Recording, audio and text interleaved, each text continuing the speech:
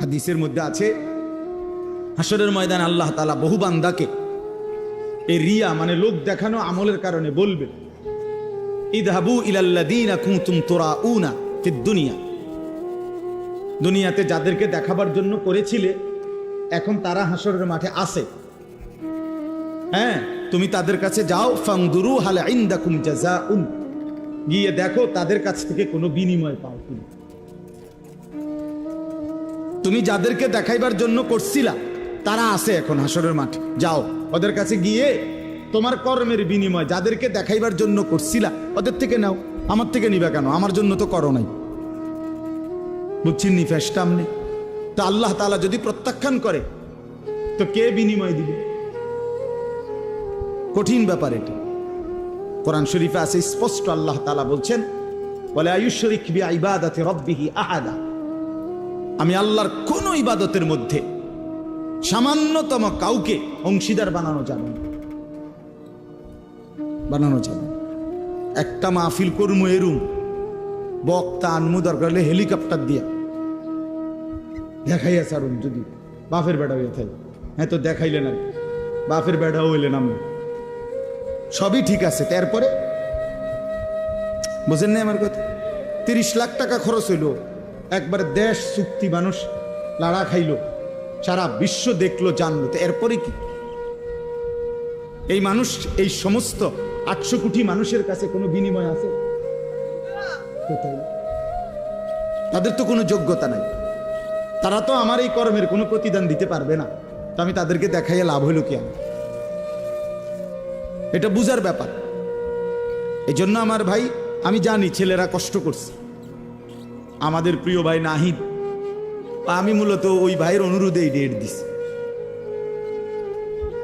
তো বাস্তবতা হলো, আপনাদের কাছে এটা বুঝাইতে চাই সবসময়, নওজোয়ান ছেলেদের কাছেও আমার অনুরোধ, ভাই নেক কাজ, এই যে একটা মাহফিলের ইন্তজাম করা, কোরআন সুন্নাহর ইন্তজাম করা, কথা শুনবার, এটা কিন্তু একটা আমল।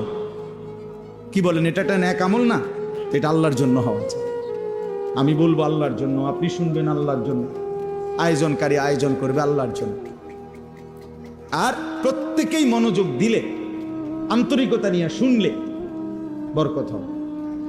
ও বাবা, তোমরা এনে বুট খাইও না, বাবা পেটকাইও না বেকুবের মতো, হাইসো না, হাইসো না, বন্ধ করো বাবা, পরে খাইও, পকেটে নাও এটা। তাহলে এই জন্য বললাম, হ্যাঁ আমার এটা কষ্ট করি আমি, আমার শ্রোতা যতক্ষণ, আমি শুধু আমারটা আমি বলে গেলাম, আমার সময় পার করা 1 ঘন্টা, এরপরে আপনারও কি হলো না হলো এটা আমার জানার বিষয় না, না এটা কোনো কথা, এটা কোনো কথা। আমার মনে আছে, আমার ছাত্র জীবনে আমার একজন উস্তাদ আমারে বলছিলেন, আমার সেই হুজুর ইন্তেকাল করছে, হুজুরে আমারে বলছিলেন, আনিস যখনই আল্লাহর কথা বলতে বসবা তো এটা মনে রাখো যে মানুষগুলোর সামনে বসছো, এই মানুষগুলো তোমার বান্দাও না, তোমার উম্মত না।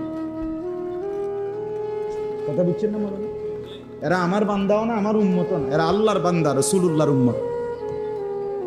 অতএব তুমি এটা মানসিকতা এই মাথায় নিয়ে করো যে কার সামনে বলতেছ, জানতেন কেউ না, এরা আল্লাহর বান্দা, এরা রাসূলুল্লাহ সাল্লাল্লাহু আলাইহি সাল্লামের উম্মত, তোমার কেউ না এরা। তো তুমি মনে রাখো, হুজুরে বলছেন মনে রাখো, যেন আল্লাহ তোমাকে বলছেন আমার বান্দাদেরকে আমার কথাটা বলো, যেন রাসূলুল্লাহ সাল্লাল্লাহু আলাইহি সাল্লাম বলছেন, আনিস আমার উম্মত এরা, এদেরকে আমার কথাগুলো বলো।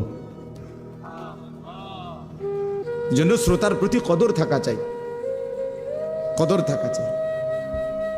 এই জন্য চলেন ভাই, আমরা প্রত্যেকে ইনশা, আজকের জন্য না, সব সময় এই একটু যদি আন্তরিক হইতো, মুসলমানের জিন্দেগি আরো সুন্দর হতো। বছরে 52 সপ্তাহ, 1 বছরে মোট হাতে ধরা যে মোবাইলগুলো, এগুলো নামায় ফেলেন, ভালো হবে। আপনি এমনি শুনেন দোস্ত, হাতে ধরা যে মোবাইলগুলো, এগুলো নামায় ফেলেন। মোবাইলে যথেষ্ট পরিমাণ ওয়াজ আছে, অভাব নয়। ছেলেরা দেখেন না রেকর্ড করে, আর এমনি তো আছে। এখন আমরা আসছি কষ্ট করে, আপনারাও আসছেন কষ্ট করে, সামনাসামনি শুনেন, একবার চোখের দিকে তাকাই, বরকত হয়। চোখের একটা আসর আছে প্রত্যেকের, প্রত্যেকের, মানে চোখ মানুষের পুরা দেহ বদলায়। দেহের মধ্যে নারীর প্রতি, ভিন নারীর প্রতি চোখ পড়লে সারা দেহের মধ্যে কি হয়, অনুভূতি হয় ভিন্ন রকম। তাই এটা বুঝাই গেল চোখের একটা কি আছে, আসর আছে। তো ঠিক নেক কাজের প্রতি কোনো আল্লাহওয়ালা, কোনো আলেমে দ্বীনের প্রতি নজর করলেও পুরা দেহের মধ্যে পরিবর্তন, নেকের অনুভূতি হয়। হ্যাঁ, রাসূলুল্লাহ সাল্লাল্লাহু আলাইহি সাল্লামকে জিজ্ঞেস করছে সাহাবী, ইয়া রাসূলুল্লাহ, আমি কার সাথে চলবো? তো বলছে, মান যাক্কারাকুম বিল্লাহি রুয়াতুহু, যাকে দেখলে আল্লাহর কথা মনে পড়ে। ওয়া যাদা ফি ইলমিকুম মানতিকুহু, যার কথা শুনলে ইলম বাড়ে, জ্ঞান বাড়ে। ওয়া যাক্কারাকুম বিল আখিরাতি আমালুহু, যার আমল দেখলে আখিরাতের কথা মনে পড়ে। যার চেহারার দিকে তাকাইলে আল্লাহর কথা মনে পড়ে, যার কথা শুনলে নিজের জ্ঞান বাড়ে, যার আমল দেখলে আখিরাতের কথা মনে পড়ে। রাসূল সাল্লাল্লাহু আলাইহি সাল্লাম বলে, তাকে সঙ্গী বানাও, তার সঙ্গী হয়, তারে বন্ধু বানাও, তার সাথে চলো, তার সাথে উঠা বসা করো, তার সাথে সম্পর্ক। এই জন্য নজরের একটা কি আছে, বরকত আছে, বরকত আছে। কচ্ছপ একটা প্রাণী আছে না, কচ্ছপ, এই কচ্ছপ বাচ্চা ফুটায় নজর দিয়ে। কচ্ছপের ডিম থাকে পারে, আর কচ্ছপ থাকে পানিতে। ওইখান থেকে সে শুধু চোখের দৃষ্টি দিয়া ডিমের দিকে তাকায় থাকে। এই নজরের বরকতে কিছুদিন পর ডিমের থেকে বাচ্চা ফুটে। হ্যাঁ, এজন্য নজর বদলায়। গুনার নজর গুনার প্রতি প্রভাবিত করে, নেক কাজের নজর। আল্লাহর ঘর দেখলে, কাবা শরীফ, মালিকের ঘর দেখলে চোখে পড়লেই কলিজা ছিঁড়ে যায়, চোখে পড়লেই কালো গিলাফ আশেক পাগল হয়ে যায়, হেবে দিছে, কথাবার্তা সবকিছু এলোমেলো হয়ে যায়। এটা একটা ভিন্ন বিষয়, নজর। নজর, মদিনার সবুজ গম্বুজ নজরে পড়লেই সফরের সমস্ত ক্লান্তি দূর হয়ে যায়, দূর হয়ে নজরের সাংঘাতিক বরকত পরিবর্তন হয়। আমরা অনেক সময় বুঝি না আর কি, মার দিকে নজর দিলে জান্নাত মিলে যায়। নবীজি বলছে না, মায়ের দিকে নজর দিয়া মার দিল যদি খুশ হয়ে যায়, মা যদি খুশি হয়ে যায়, তো নজর দিলে জান্নাত মিলে যায়। যেই স্ত্রী স্বামীর সামনে এভাবে দাঁড়ায় যে স্বামী তার দিকে তাকাইলে, স্ত্রীর দিকে, স্ত্রীর হাসি মুখ দেখলে স্বামীর দিল খুশি হয়ে যায়, আল্লাহ রাসূল সাল্লাল্লাহু আলাইহি ওয়াসাল্লাম বলছেন, ওই নারী জান্নাতি নারী, শ্রেষ্ঠ নারী। হ্যাঁ, এই নজর। নজর মানে মহিলা এভাবেই স্বামীর সামনে পেশ করছে নিজেকে, যে স্বামীর দিল তাকাইছে, রে ইজা নাযারা ইলাইহা সাররাত, নজর। এরকম অনেক উদাহরণ দিলাম। এই জন্য ভাইয়া সবাই এটা খেয়াল করা। ওই যে এই অপদার্থ, এটা বুঝলাম, এইটারে আলবিদা রাখছে। এখন কেমন লাগলো কথাটা শুনছ? আমি তো সুন্দর করেই বলছিলাম। হ্যাঁ, অনেকেই আছে গাদ্দার, মানসিকতাটা হলো এমন যে তুই রে বেটা, ইতান হুজুর মুজুর বেটা, তো এতে বালা কত হুজুর দেখছি বেটা। এটা এক ধরনের মানে মানসিকতাটার মধ্যে একটা তেড়ামি বা, যে যা বলুক আমি আমার মতো। এটা বর্তমান ইয়াং ছেলেদের অনেকের মানসিকতা এমন, যে ভদ্রতা, শালীনতা, বংশের, মা বাবার, ধর্মের, কোরআনের, ইসলামের, ব্যক্তিত্বের, মানবিকতার কোনো ইজ্জত, সম্মান, ভদ্রতা থাকুক বা না থাকুক, আমি আমারটা করি। কাঁদতে কেরম লাগছে এটা তোমার বুঝ, আমার তো কিচ্ছু লাগছে না। এটা বড় সাংঘাতিক, অনেক বড় অধপতন। মনে রাখবা ভাই, ছেলেদেরকে বল যে তোমার কাছে কোনোটাই আলাদা কোনো ফিলিংস করে না। এখানে আমার চাচা আছে, বাবা আছে, দাদা আছে, এখানে দাড়িওয়ালা মুরব্বী আছে, ওলামায়ে কেরাম আছে, হ্যাঁ, এটা মাহফিল, না আমি আমার মতো, আমি যেমন আছি তেমনই। এই যে মানসিকতা, এটা কিন্তু অনেক বড় মুসিবত, বিপদ, অনেক বড় বিপদ। পরিবেশের কারণে মানুষ আসর হয়। as-suhbatu muta'aththira, আরবিতে বলে যে সাহচর্য, সংস্পর্শ প্রতিক্রিয়াশীল। যে জিনিস যার সংস্পর্শ পায়, ছোঁয়া পায়, ওইটার আসর তার মধ্যে আসে। যেমন আতর লাগাইলে বাতাসের মধ্যে অন্যের নাকে যে আতরের ঘ্রাণ লাগে, এটা বাতাসের থেকে লাগে, নাকি এবার গায়ে তো এবার লাগাইছে না, নাক লাগাইছে না। লোক কমে গেলে ভালো, নেমে যান আপনারা, জওয়ান মানুষ নেমে যান, জান ভাই ওখানে যান, জান ভাই যাও, ভাই নওজোয়ান ভাই ওখানে যাও।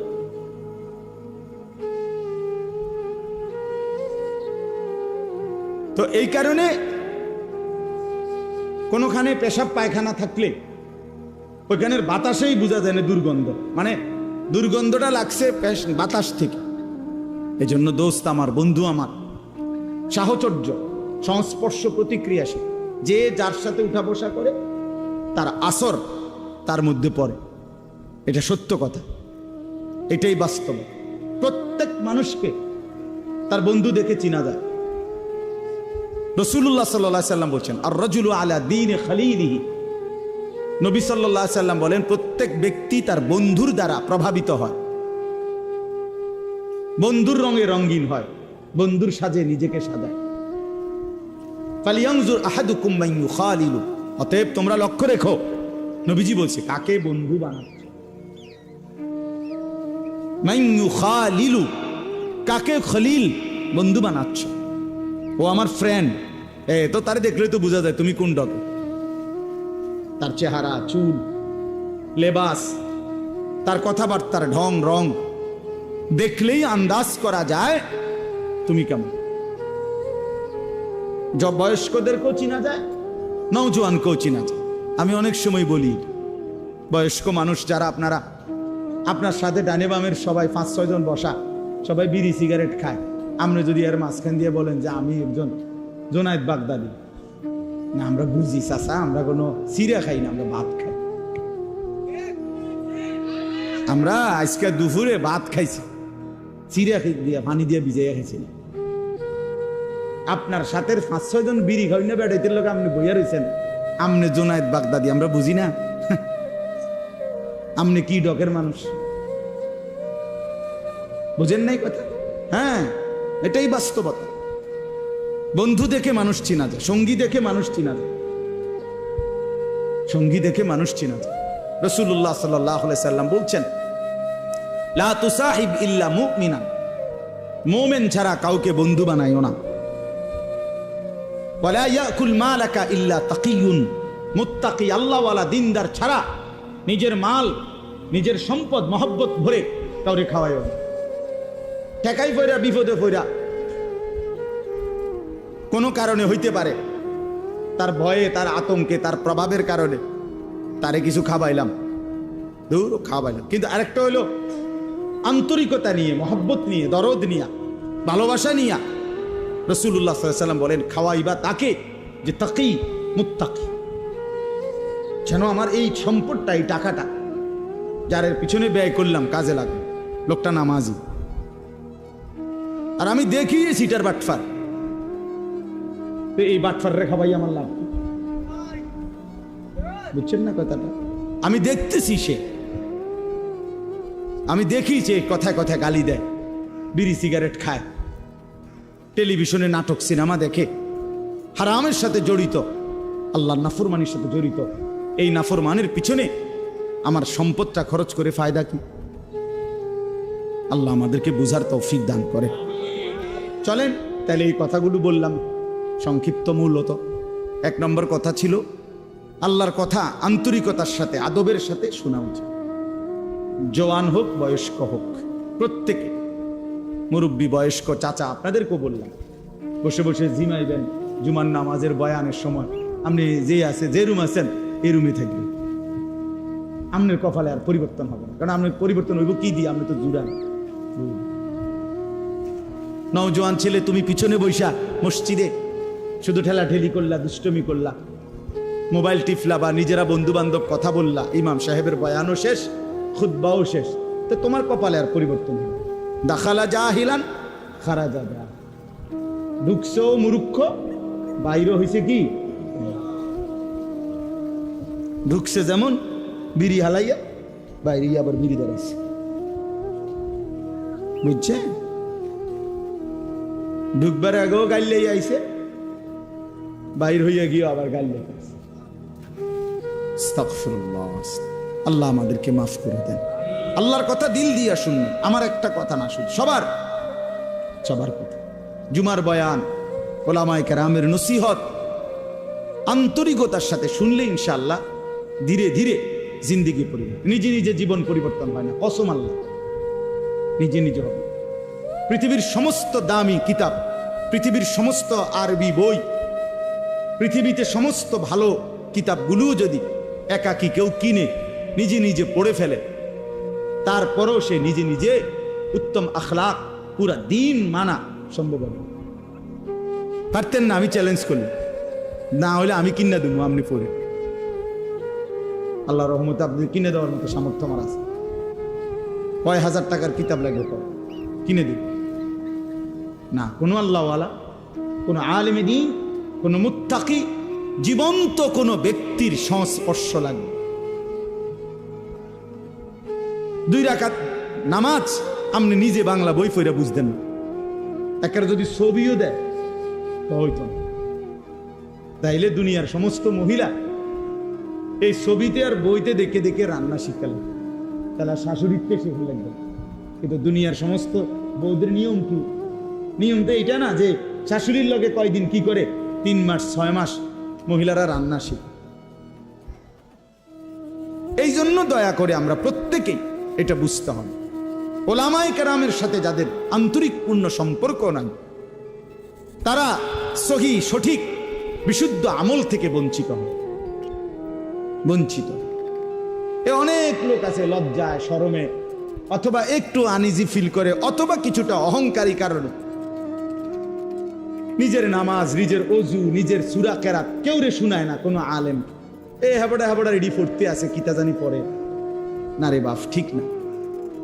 আমনে বুঝেন না ইমাম সাহেব সূরা কেরাত পড়ে কেমনে, আমনে পড়েন কেমনে? আমনে তো এটা আন্দাজ হওয়া উচিত, কিরে হুজুরে পড়ে যেভাবে আমি তো পড়ি এরকম না, তাইলে হুজুরেরটার মতো যে আমার শুদ্ধ হয় না। এখন আমি যেমনি ভুল পড়িয়ে এটা দিয়া বেহেস্ত মিলবো কিনা, এটা আপনি বুঝছেন নি আগে? আমার কথাটা বুঝছেন? ইমাম সাহেব কোরআন শরীফ পড়লে শুদ্ধ পড়তে হবে, আর আমনে মুক্তাদির কোরআন শরীফ অশুদ্ধ হইলেও চলবে। আমনে বেহেস্তে যাইতে হইলে ভুল কোরআন শরীফ পড়ে যাইবেন, আর আমি বেহেস্তে যাইতে হইলে শুদ্ধ কোরআন শরীফ পড়ে যাইতে হইবে। এই বেইনসাফি হলো কেন? কথা বুঝেন নাই? কি ব্যাপার? আমি নামাজ ঠিক করে পড়তে হইব, আমার সূরা কেরাত দোয়া কালাম আমি সব ঠিক কইরা তারপরে বেহেস্তে যাওয়ান লাগবো। আর আমনের সবগুলো ভুল নিয়া আমনে বেহেস্তে যাইবেন গা, বেহেস্তে এরকম মামুর বাড়ি হয়ে গেল কেমনি? এতটা সহজ হয়ে গেল কিভাবে? আমার শায়েখ আল্লামা মুফতি মুশতাকুর নবী সাহেব এই জন্য বলে, জান্নাত এতটা কঠিন না, অর্জন করা যাবে না, আবার এতটা সহজ না যে বিনা মেহনতে আমনে যাইবেন না। বুঝেন নাই আমার কথা? জান্নাত এতটা অসম্ভব নয় যে মেহনত কইরাও আমল করেও জান্নাতে যাওয়া যাবে না, না জান্নাত এত কঠিন না। আবার এতটা সহজও না যে টাকা 200 ইমাম সাহেবরে দিয়া আপনি বেহেস্তে যাইবেন, না না না, এটা আমনের চাচার শ্বশুর বাড়ি না। এর জন্য কোরআনুল কারীমের মধ্যে সমস্ত জায়গায় আছে, বারবার আল্লাহ তাআলা বলছে জান্নাতের বিনিময় বান্দা কেন দিলাম তোমারে, জান্নাত কেন দিলাম, কেন দিলাম, কেন দিলাম, জাযাআম বিমা কানু ইয়ামালুন। আল্লাহ তাআলা বলছে বান্দা তুমি যে সারা জিন্দেগি আমল করেছ সেই আমলের বিনিময়ে জান্নাত দিলাম, আমলের বিনিময়ে দিলাম। জাযাআম বিমা কানু ইয়ামালুন ওয়ালানাজজিয়ান্নাহুম আজরাহুম বিআহসানি মা কানু ইয়ামালুন। রব্বুল আলামিন বলে বান্দা আমি রব্বুল আলামিন তোমার সমস্ত নেক আমলের বিনিময়ে আখিরাতে হাসরের ময়দানে সর্ব উত্তম বিনিময় তোমাকে ফিরিয়ে দেব। রব্বুল আলামিন বলেন, বান্দা এক জাররা এক বিন্দু, ইন্নী লা উযীউ আমালা আমিলিন মিনকুম মিন যাকারিন আও উনসা। আল্লাহ বলে, পুরুষ হও আর নারী হও, আমি রব্বুল আলামিন ওয়াদা দিলাম ঈমানের সাথে যতগুলো নেক আমল করেছো একটা আমলও আমি আল্লাহ নষ্ট হতে দেব না, আমি বিনিময় দেব, একটাও না। ইন্নী লা উযীউ, আমি নষ্ট করব না বান্দা, তোমার প্রতিটা আমল আমি আল্লাহ তাআলা বিনিময় দেব, ফিরিয়ে দেব, ফিরিয়ে দেব। এজন্য বাপ, দুনিয়া মূল হিসাব না, আখিরাত মূল হিসাব। দোস্ত আমার, বন্ধু আমার, নওজোয়ান ছেলেরা আমার, এটা মনে রাখো ভাইয়া, আখিরাত মূল হিসাব, আখিরাত মূল হিসাব। আল্লাহ তাআলা আমাদেরকে ঈমানের দৌলত দান করছেন। সোয়া লাখ আম্বিয়া, আদম আলাইহিস সালাম থেকে নিয়ে আমাদের নবী মুহাম্মদ সাল্লাল্লাহু আলাইহি সাল্লাম পর্যন্ত এই সোয়া লক্ষ নবী মানুষদেরকে ঈমানের দাওয়াত দিয়েছেন, এই কালেমার দাওয়াত দিয়েছেন, ঠিক না? কথাটা বুঝছেন কিনা আমার? ঈমানের দাওয়াত দিয়েছেন সমস্ত নবীরা, কালেমার দাওয়াত দিয়েছেন। কুলু লা ইলাহা ইল্লাল্লাহ তুফলিহুন, হে আল্লাহর বান্দারা লা ইলাহা ইল্লাল্লাহ পড়ো, ঈমান আনো, নিজেরে মুমিন বানাও, তোমরা সফল হবে। তো এই মেহনত করছে সমস্ত নবীরা। এখন দেখেন, সেই আল্লাহ রাব্বুল আলামিন সোয়া লাখ নবী পাঠাইছেন এই ঈমানের দাওয়াতের জন্য। আল্লাহ তাআলা আমাকে বলতেছেন, আনিস, সেই ঈমান আমি রব্বুল আলামিন তোকে জন্মসূত্রেই এক মুসলমান পবিত্র মায়ের ঘরে জন্ম দিয়ে এই ঈমান এমনি দিয়ে দিয়েছেন। কায়নাতের সবচেয়ে দামি খোদার কসম, এই আসমান ও জমিনের সারা সৃষ্টি মাখলুকাতের আল্লাহর জগতের সমস্ত কিছুর মধ্যে সর্বশ্রেষ্ঠ সবচেয়ে দামি সম্পদ ঈমান, লা ইলাহা ইল্লাল্লাহ। এটা যার জবানে, এটা যার কলিজায়, এটা যার জিন্দেগিতে, এটা সর্বশ্রেষ্ঠ নিয়ামত। আর সেইটাই সবচেয়ে দামি বস্তুটা আল্লাহ তাআলা এমনি দিয়ে দিয়েছে। আমারে যেন মায়ের পেট থেকে যেদিন বের করছেন, আল্লাহ যেন বল, জানিস এটা সাথে নিয়ে যাবে, ঠিক না? ৭২ বছর বয়স্ক মুরব্বী চাচা আমি দেখছি, ৭২ বছর বয়স, হিন্দু, তার 2 ছেলে কালেমা পড়ছে। ছেলেরা রাত দিন কাঁদে। আমি 3 জন আলেম নিয়ে ওনারে দাওয়াত দিছি, কালেমার দাওয়াত দিছি ছেলেদের অনুরোধে। 2.5 ঘন্টার মতো ওই চাচারে বলছি, চোখের পানি ফেলে আমি কাঁদছি। ওই চাচা একবারও জবান দিয়া কালেমা, আমি কাঁদছিলাম। তো আমার সাথীদের কাছে বলছিলাম, দেখেন আল্লাহ তাআলা ৭২ বছর বয়স এই লোকটার, কোনদিন মালিকের নামটা তার জবান দিয়ে বাইর হয় না। আর আল্লাহ তাআলা আমাদেরকে সেই ছোট্টবেলা থেকে কত হাজারবার, লক্ষবার এই ঈমান, এই কালেমা লা ইলাহা ইল্লাল্লাহ, এটা উচ্চারণের তৌফিক দান করছে। এই সৌভাগ্য, খোদার কসম, এই সৌভাগ্য কি দিয়া বিনিময় দিবেন? আল্লাহ যেটা আমগরে দিলেন, আল্লাহ যদি বলে বান্দা এর কিছু বিনিময় দাও, রাসূলুল্লাহ সাল্লাল্লাহু আলাইহি সাল্লাম বলেন, 7 আসমান ও জমিন যদি এক পাল্লাতে রাখা হয়, আর কালেমা লা ইলাহা ইল্লাল্লাহ যদি এক পাল্লাতে রাখা হয়, আল্লাহর কসম নবী বলেন কালেমা লা ইলাহা ইল্লাল্লাহর পাল্লাটাই ভারী হয়। তাইলে বলে, তাইলে আপনি এখন আর কি দিয়ে মূল্য দিবেন? আর মনে করেন আপনারে সারা পৃথিবীর চাবিটা দিয়ে দিল, 7 আসমান জমিনের চাবিটা দিল, আপনি মালিক হইলেন।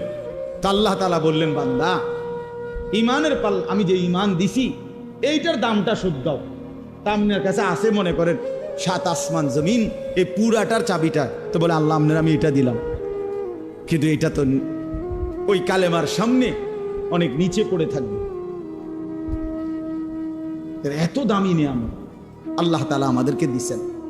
এই ঈমান যাকে আল্লাহ দিছেন, মুসলমান যাকে আল্লাহ বানিয়েছেন, আমার ভাই, আমার এই কথা অল্প গদ্দুর কথা, মনোযোগ দিয়ে শুনেন। আল্লাহ তাআলা যাকে ঈমানের দৌলত দিছেন, কালেমার সম্পদ দিছেন, আমাদেরকে মুসলমান পরিচয় দেওয়ার মতো নিয়ামত দিছেন, আমরা বলতে পারি, বলি, রাত দিন নিজের পরিচয় দেই মুসলমান। আমাদেরকে আল্লাহ তাআলা এই শ্রেষ্ঠতম নিয়ামত দিয়ে আল্লাহ তাআলা ওয়াদা দিছেন, বান্দা তুমি একটা আমি তোমারে এমনিতেই দিলাম, এই যে ঈমান এমনিই দিছি, আর একটা জিনিস তুমি আমারে বুঝাইয়া দাও, বিনিময়ে আমি আল্লাহ আমার অনন্তকালের জান্নাত তোমারে বুঝাই দেব, তোমারে বুঝাই দেব। আল্লাহ তাআলা বলছেন। মনে করেন, বিশ্বাস করেন, আমার বাবাদেরকেও বলি, ভাইয়া তোমাদেরকেও বলি, যে মুসলমান হওয়ার পরে আখিরাত বুঝে না, সে কোনো মুসলমান না, আসলেই না। হয় কোনো মুসলমানে না, হয় কোনো ঈমানদারে না। যে কবর বুঝে না, মউত বুঝে না, হাসরের মাঠ বুঝে না, মিজান বুঝে না, আমল নামা বুঝে না, ফুলসেরাত বুঝে না, এই কোনো কিছু যার কলিজার মধ্যে নাই,